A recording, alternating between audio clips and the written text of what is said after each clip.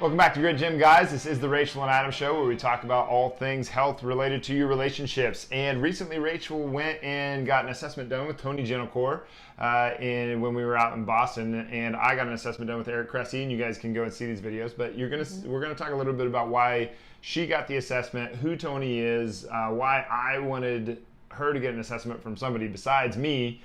Did you want to get a second opinion because you didn't trust No, my it wasn't opinion? about that because it was your idea in the first place for me I know, to go. I know, I'm kidding. So, yeah, I mean, unless you're in the strength and conditioning world, you probably don't know who a lot of the big shots are in strength and conditioning, so that makes sense. Mm-hmm. But now you know. But I had listened to his interview. Yeah, it's probably like 8-9 months ago. We interviewed Tony Gentilcore on the show, talked about strength and conditioning with general population versus athletes. It's a really good interview, really gave us a lot of... Yeah, it was a good one. A lot of gems, a lot of really good stuff in that But what one. I got from it is like he is a squatting expert, like Deadlifting. He's Loves really into deadlifting. Deadlifting. That's what everybody at Cressy was like, oh, you're going to see Tony? Oh, he loves deadlifting. Tony's fantastic. A lot of attention to detail, really smart guy.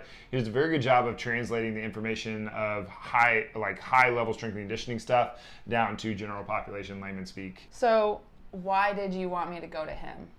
Why did I want you to go to Tony and get an assessment, even though you got you'd been working at a Grit Gym for a while, let's say? You're getting some funky stuff going on with your hip, and you've always had that thing in your upper back. I'm super hypermobile. Yeah. So, like, literally, I don't carry myself very well. Like, I don't use good movement patterns. Like, I sit in weird positions. When you stand for a long period of time, you tend to kind of hang back on the passive restrictions of your body.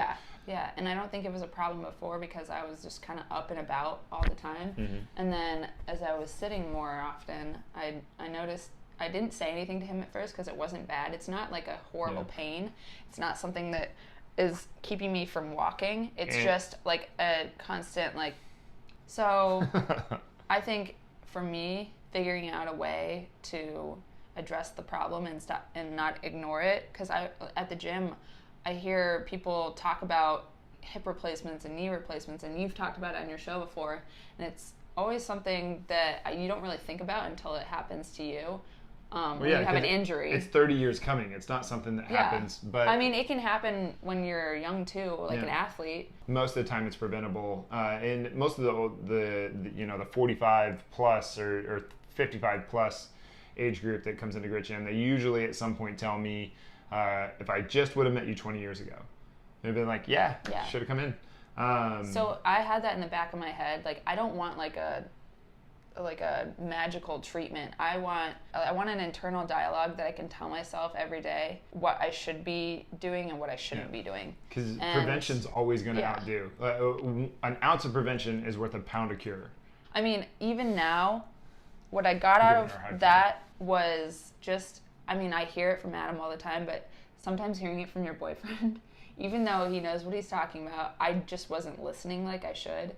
And who knows? Like, and I went there wondering, how does Tony do it? Like, I picked up, what can I learn from Tony? How can it was a learning experience for you too. I saw it as a win-win-win from across the board. A win for our clients, a win for me, a win for you. It just seemed like a no-brainer to do. We were already out there. So the giant thing that I think I got out of this whole experience was the stability. I'm hypermobile. I think a lot of people don't think that being hypermobile is like it can be bad. They look at it like a badge of honor. It can be good. If there's plenty of people that have way too much flexibility to get.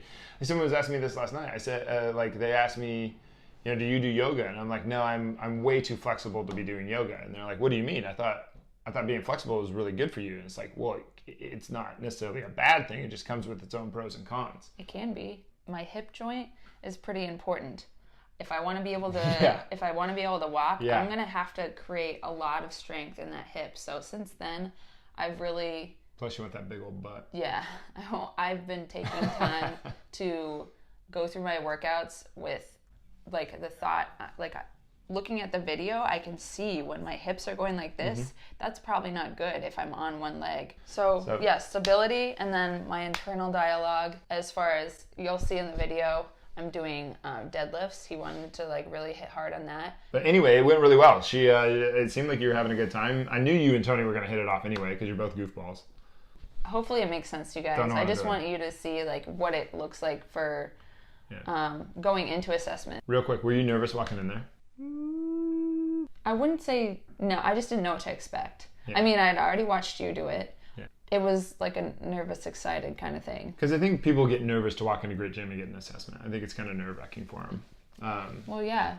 But if you're going to somebody who knows what they're talking about, you can get excited for what you might get out of that. Amazing. If your pain level can go down just by talking to someone and having them tell you these little tweaks will help you, then why not? Why wouldn't you want? And it's amazing how often people come in for an assessment, and it is like, or they call me up for a strategy session or whatever. We get on the phone, we talk about a few things, and how much just tiny little tweaks to their program make a huge difference. If they weren't exercising because of an injury or because they weren't good at something, but they were doing it wrong the whole time, then that would have been a detriment to their ability to enjoy it There's two things. They have to get the right exercise. They have to be doing it appropriate for their body. But without that assessment, we would just be flying blind.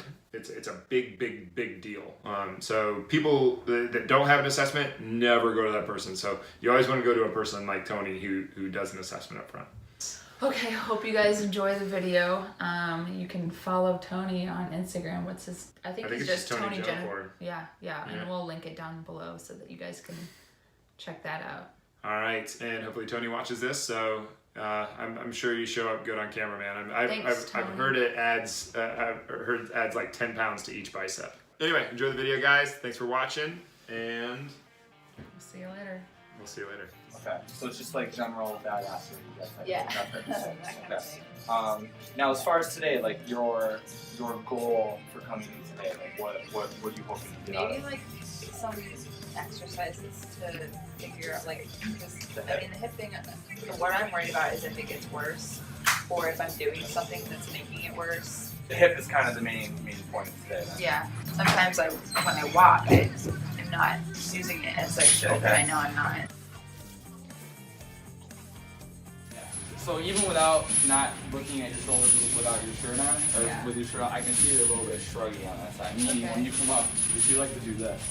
Okay. Like upper trap down, right? Yeah. So a lot of times, it's just going to be cueing you not to use this guy a lot. If you're like this all day at work, I wouldn't be surprised. Like throughout the day, I noticed that I get more and more. Yeah, tissue. It's called tissue crease. Okay. So like you have good intentions, like I'm gonna be in good posture, and then after 2 hours you've been like this for hours. Kind of like insane how much I can get into the ball. So what I want you to do is you're gonna put your hand on that glue, and I want you to make sure you get that glue fire. So bring that leg up. You should feel a little divot when you bring up. You feel that divot? Okay, that's good. Put yourself on that one arm. Yep. And bring your head up for me. Okay. Straight out that leg. Right there. Good. So glutes are on. Scoot it up a little bit. Okay. Flex those kneecaps. Now I want you to do 5 breathing reps. So inhale through the nose. And I want you to blow down that wall. Look at the wall that's facing in front of you. Yeah, there we go.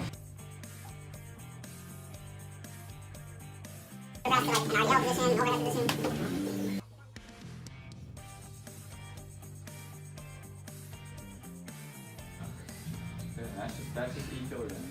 Pretty challenging. Okay. Do you feel that in the right spot? Where do you feel that? Okay, in there. Okay. So what I want you to do, which I think might be, is we'll just try to clean it up a little bit. That's actually pretty darn good. You got your butt back. I want you to reach to the wall in front of you. That's gonna help you get back even further.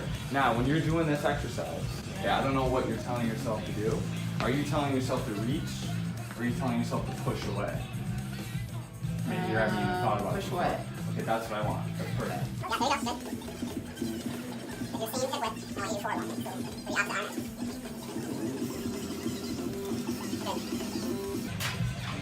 And stop. Good. Feel that? So to me, that would be your warm-up. Yeah. Yeah, perfect. So you can see how this would be a valuable exercise where you are supported, but we're training stability on that right side. Yeah, and your pelvis is staying nice and centered. It's good.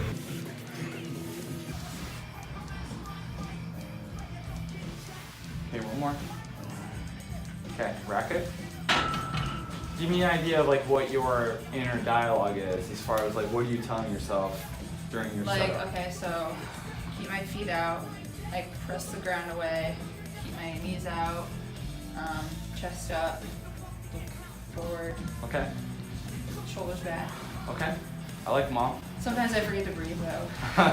You just hold your breath the whole time. Yeah. And you are gonna have more of a forward knee, which Yeah. is fine. So Okay. I mean, and with a squat, it is. I understand where people are going with like trying to sit back, Yeah. but with the squat, we're trying to sit down. Okay. So it's Yeah. equal. It's equal parts knees coming forward, Yeah. hips going back, with Yeah. the end result being down. So the cue for you now isn't so much to sit back and to hinge back, but it's to like, yeah, spread the floor. I like that Yeah. cue. If that works for you, that's great. But then also just think about sitting down into your squat, and like more so pulling yourself down into the squat. Just for shits and giggles, let's play with this first, Okay. and bring your arms out just a little bit. And what I want you to think about right out of the gate is I want you to think about trying to touch your elbows together. Okay. So now you're tight. Good. Okay. So I want you to unrack the bar. Good. 2 steps back. 1, 2. Okay. Now before you squat, I want you to find even weight distribution on your feet. So you're not too far on your toes, you're not too far on your heels. I want even weight. Now I want you to maintain that even weight pressure or even foot pressure as you squat. And I want you to think about squatting down, pushing those knees out. Slow, pull yourself down to that squat. Okay? Keep that even weight, even weight, even weight. Yeah, there we go. Good. Slow it down for me, right? Be a little bit more aggressive pushing those knees out. Good. 2 more. Nice. Good. So I want you to relax a little bit. I want you to do 3 reps again. When you're ready. Get those knees out. Good. Now get your hips. Do you feel those hamstrings? Get them up and back a little bit. You feel them even more? No, up and back. Pull the bar into you. Pull the bar into you. You feel those hamstrings even more now? Is that even more? Yeah. That's the tension I want. Okay. That's way better. Okay? Now go ahead and do a rep. Yup. Good. Reset, get those shoulders back. Find those hamstrings. There we go. Nice, Rachel. Good. Get those knees out. There you go, right there. Nice. Awesome. Relax. That's what I mean by tension. It's a lot of work. It's a lot of work. Yeah. I mean, it should be a lot of work to get in that get all that tension. Because you cannot be passive in that bottom If position. not, you're working with your back. Yeah, you're gonna. That's where it's like, oh, I feel it in my back, or I feel it like no. If you do it, if you get that wedge and you get that tension we're after, like that's what you're gonna use to push yourself away from that. Oh yeah, because it's a leg workout, it's not a back workout. Well, your back's in there too. Yeah. But you shouldn't. I do feel it like right here. That's great. I'd rather you feel it in your upper back than your lower back. Yeah. Yeah, absolutely.